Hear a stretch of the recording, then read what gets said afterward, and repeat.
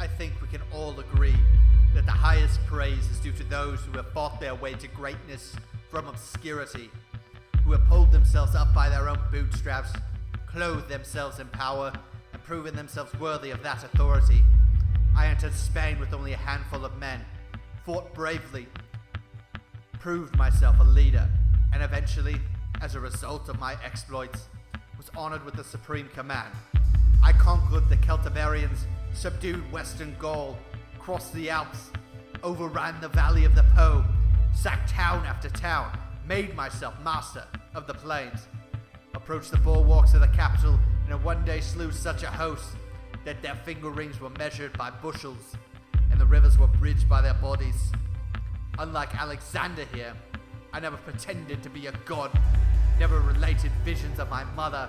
I made no secret of the fact that I was mere flesh and blood.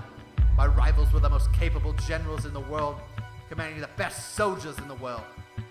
I never warred with Medes or Assyrians, who fly before they are pursued and yield the victory to anyone with the courage to take it. Alexander, on the other hand, in increasing and extending the dominion he inherited from his father, was merely following the path set out for him by fortune.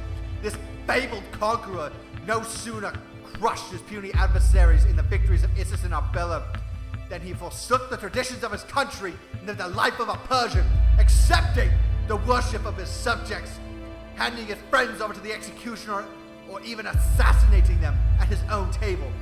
I always respected the freedoms of my country, never attempted to subjugate her for my own personal glory. I answered when she called, and when the enemy with their huge armament invaded Libya, I laid aside the privileges of my office and submitted to my sentence without a murmur. Yet Alexander would call me a barbarian because I'm unskilled in Greek culture, because I couldn't recite Homer. I admit, I never enjoyed the advantages of Aristotle's instruction like he did. I had to make do with such qualities as were mine by nature. It is on these grounds that I claim preeminence. I do not deny that my rival has all the lusters that attaches to the wearing of a diadem, and have been told that for Macedonians such things have charms. But I refuse to believe this constitutes a higher claim than the courage and genius of one who owed nothing to fortune and everything to his own resolution.